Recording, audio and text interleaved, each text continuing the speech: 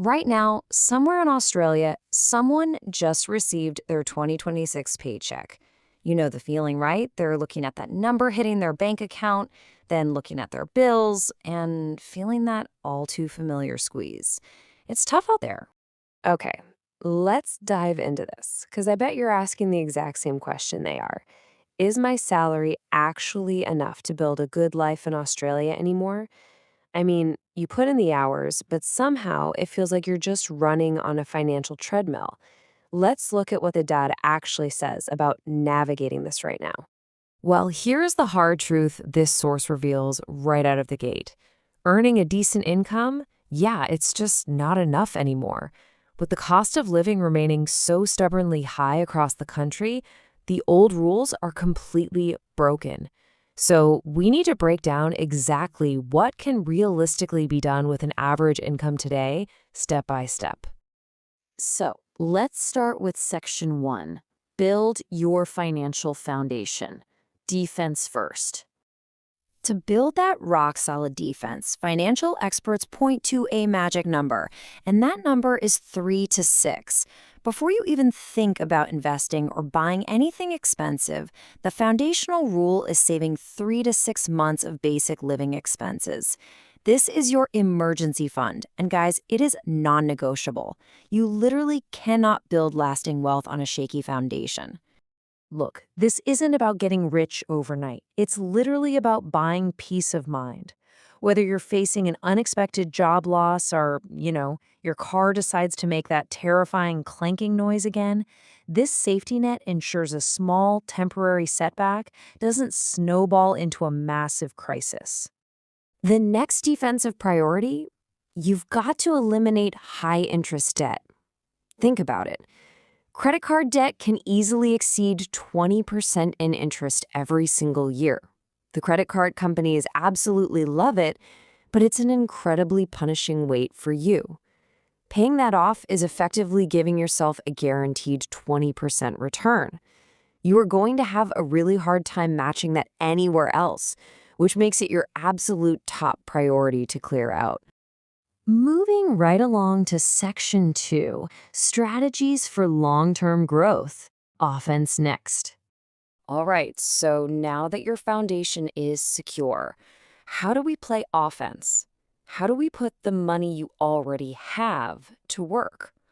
The source points to low-cost ETFs as one of the easiest, most accessible ways to build long-term wealth. Investing even just a few $100s a month grows significantly over time, and that's all thanks to the magic of compound returns. It's basically your money making its own money. And the absolute crucial takeaway here is that time in the market is usually way more important than trying to perfectly time the market. Seriously, consistency beats perfection every single time. Just get in, keep contributing regularly, and let the years do the heavy lifting for you. Now, if you aren't quite ready to invest in ETFs yet, hey, that is totally fine. But whatever you do, don't just leave your money sitting idle. Keeping your cash in a high-interest savings account lets it actually earn some money while staying completely accessible. Leaving it in a regular transaction account, that's just a massive missed opportunity for growth. Okay, here is a tool the data shows so many Australians drastically underestimate: boosting your superannuation. Making extra, even small contributions today can actually reduce your tax right now. Plus, over the coming decades, those small, consistent contributions snowball into a surprisingly huge balance for retirement. Seriously, do not sleep on your super. Let's look at section 3, invest in your future, the ultimate multiplier. And what's really interesting about this next part is where the highest returns actually come from. Check out this fascinating realization from the source. One of the highest return investments isn't the stock market, it's your own skills. When you're working with an average salary, the single best way to change your financial trajectory isn't just cutting back on lattes, it's increasing the value of your own labor. Investing in yourself yields some of the absolute best and most reliable returns imaginable. So, how do you actually do that in the real world? Well, you could learn a new trade, maybe earn a professional certification in your current field to bump up your pay grade, or develop some high-demand digital skills. A higher salary naturally creates way more financial breathing room and opportunity than almost any single investment asset you could ever buy. Bringing it all together now in Section 4, the Wealth Building Blueprint, the Master Plan. When we structure that average 2026 paycheck for maximum resilience and growth, the golden rule is incredibly simple. Don't put every dollar into one place. Diversification is key. It reduces your overall risk while giving your money multiple, totally different ways to grow in the background. A truly balanced approach is kind of like a pie divided into 5 vital slices. You've got emergency savings for safety, long-term investments for growth, superannuation for a wealthy retirement, personal development to boost your income, and a little cash kept on hand for future opportunities. Every single slice plays a crucial role in this master plan. As we wrap up this explainer, the core takeaway is pretty striking. The biggest financial mistake? It actually isn't earning an average salary. There is literally zero shame in an average income.